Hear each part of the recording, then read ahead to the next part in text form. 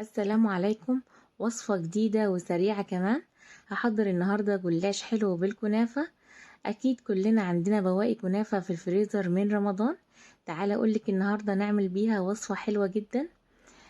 وكمان الجلاش مفيش اسهل واسرع منه. مكونات الوصفة هنا معايا لفة جلاش وزبدة سايحة وكنافة كانت عندي في الفريزر متحمصة. انا كنت محمصاها في الفرن.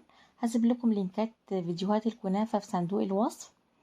يلا مع بعض نشوف طريقتنا ايه.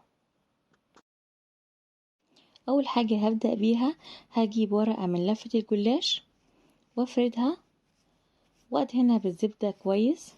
الزبدة هنا معايا سايحة وبتني طرف الورقة كده من الاخر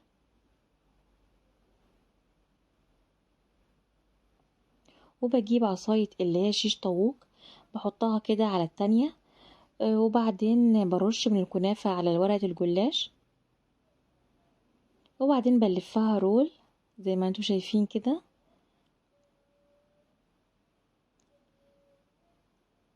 وبعدين بكشكشها وبسحب العصاية بكل سهولة بتتسحب معايا وباخدها ارصها في الصينية.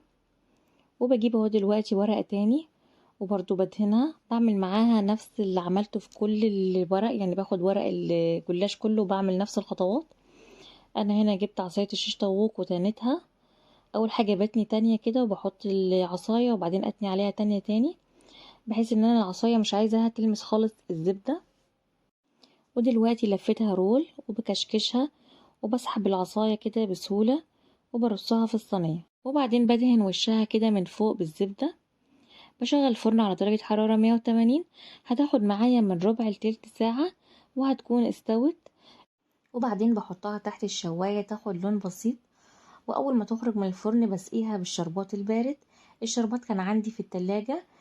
كنت عاملاه كوب ونص من السكر وكوب مية ورشة فانيليا وعصرة ليمونة. اخده تقريبا على النار 7 دقايق. طبعا الجلاش كان سخن وسقيته من الشربات في الصينية نفسها. وده كان شكله بعد ما خرجته كمان من الصينية. لو عجبكم الفيديو ما تنسوش تعملوا لايك وشير. ولو لسه ما اشتركتوش في القناة ياريت تشتركوا وتفعلوا زر الجرس عشان يوصل لكم كل جديد ان شاء الله.